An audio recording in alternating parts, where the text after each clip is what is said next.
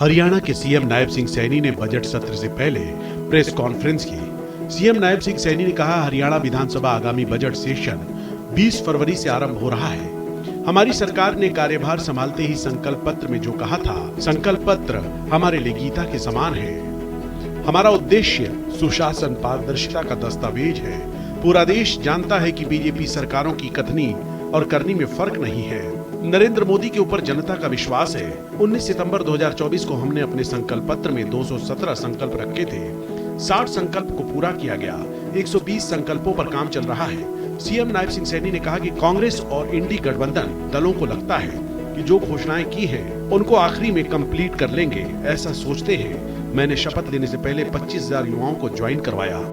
हमने 25 सितंबर 2025 को पंडित दीनदयाल उपाध्याय जी की 109वीं जयंती, उस अवसर के ऊपर हमने दीनदयाल लाडो लक्ष्मी ऐप का आयोजन किया।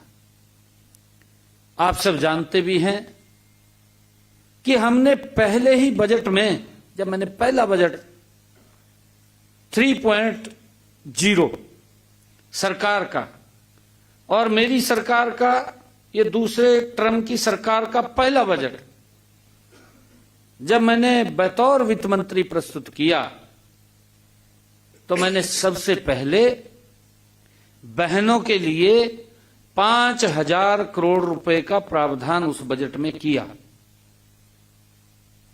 और 25 सितंबर 2025 को पंडित दीनदयाल उपाध्याय जी की जयंती के अवसर पर हमने ऐप को लॉन्च किया, रजिस्ट्रेशन किया। सीएम नायब सिंह सैनी ने कहा कि 18 तारीख को कहा था, सरकारी अस्पताल और मेडिकल कॉलेज में किडनी के डायलिसिस का फ्री में इलाज होगा। सीईटी को पारदर्शिता करवाएंगे। 13 लाख अभ्यर्थियों की परीक्षा का सफल आयोजन हुआ। किसानों से कहा था कि 24 फसलों को एमएसपी पर खरीदेंगे। हरियाणा पहला राज्य है जहां 24 फसलें एमएसपी पर खरीदे जाते हैं। 1,80,000 से कम इनकम वाली बहनों को हमने 500 रुपए का गैस सिलेंडर देने का काम किया है। लाडो लक्ष्मी योजना के तहत हमने 4 किस्त जारी किए हैं। चुनाव जीतने के लिए घोषणाएं करते हैं, लेकिन निभाना नहीं होता था, इसलिए कभी कोई पार्टी आई, कभी कोई, लेकिन बीजेपी की नीयत और नियति दोनों साफ है। कांग्रेस के समय अमीर आदमी भी गरीबी रेखा में चला जाता था, क्योंकि नियति ठीक नहीं थी। नरेंद्र मोदी के नेतृत्व में पारदर्शिता से काम कर रहे नरेंद्र मोदी और बीजेपी के नीतियों से जनता प्यार करती है। मैं ये कहना चाहता हूं, क्योंकि जो महत्वपूर्ण वायदे होते हैं, चुनाव जीतने के लिए घोषणाएं बड़ी बड़ी हो जाती हैं, फिर उनको पूरा नहीं कर सकते, लोग देखते रहते हैं, लास्ट में फिर ये सोच लेते हैं कि इनका तो यही काम है, इनको तो ले आने के नहीं, हम भेज दो, इनको वापिस कर दो। ये राजनीतिक दल सोचते रहते थे कि 5 साल मैं कर लूंगा, 5 साल वो कर लेगा, भी 5 साल बाद तो नंबर आ ही जाएगा। ये नरेंद्र मोदी जी के नेतृत्व में जो स्पष्ट नीति है, गरीब व्यक्ति, अंतिम व्यक्ति तक योजनाओं का लाभ डायरेक्ट उसके घर तक पहुंच रहा है।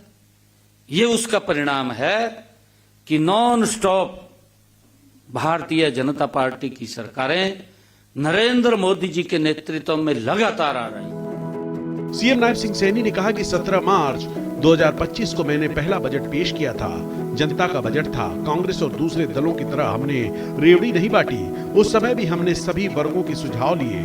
पहले बजट में 11 बैठकें और 1592 सुझाव में से 706 सुझाव को बजट में शामिल किया। लोगों को लगा हमारा बजट है। 248 घोषणाएं हमने बजट में की। 17 बजट घोषणाएं हमने पूरी कर ली हैं। 165 घोषणाओं पर कार्य आखिरी पड़ाव में है। बजट 2026-2027 को लेकर 13 बैठकें की। 2199 सुझाव मिले। एआई चैट नया प्रयोग किया। लगभग 12,400 सुझाव प्राप्त हुए हैं। अभी हमें सुझाव मिल रहे हैं। जनता से वादा है 2026-2027 का बजट सर्वांगीण विकास करेगा। सीएम सैनी ने कहा कि मैंने बजट को ऑफिस में बैठकर नहीं, लोगों के साथ बैठकर बनाया है। उनके सुझाव इसमें रखे हैं। वर्ष 2025-26 जीडीपी 13,67,769 रही है। वर्ष 2024-25 में 12,13,951 करोड़ थी। 3,58,171 रुपए प्रति व्यक्ति आय रही है। पिछले 10 सालों को देखें तो लगभग 2.5 गुना की वृद्धि प्रति व्यक्ति हुई है।